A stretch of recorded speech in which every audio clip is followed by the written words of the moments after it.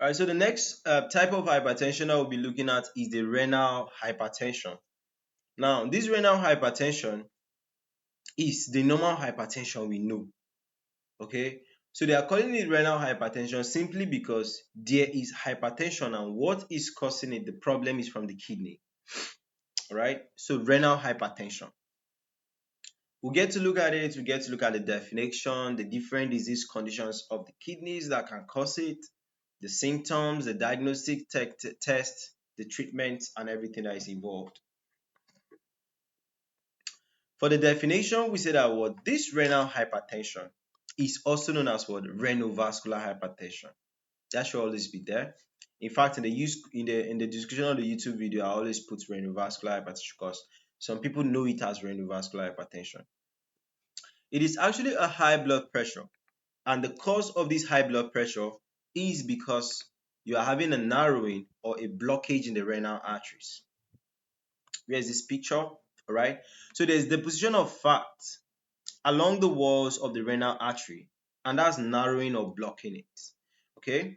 So these are the arteries that basically supply blood to the kidneys, right? So you're having a blockage in these arteries, and that's the problem there. So what could be the causes?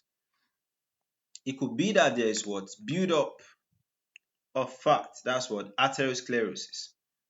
It could be that there's fibromuscular dysplasia, that's vascular abnormality. It could be that there's renal artery stenosis, that's a narrowing. It could be that there's thrombosis, that's a blood clot. It could be that there's embolism, which is what? A blockage in it. Okay. So what are the symptoms? What are the symptoms like? If somebody has this type of thing, yes, the person will experience the same symptoms that they have during hypertension. Just that we're saying this type of hypertension is the cause is from the kidneys, right?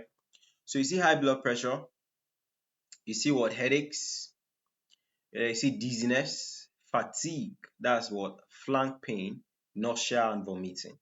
Okay. Then diagnostic test, how can you be able to dictate this kind of problem? You do blood pressure measurement, you do some urine tests to check out for proteinuria or hematuria if there is protein in urine or if there's blood in urine. Okay, then imaging studies like ultrasound, CT scan, MRI can also be of help.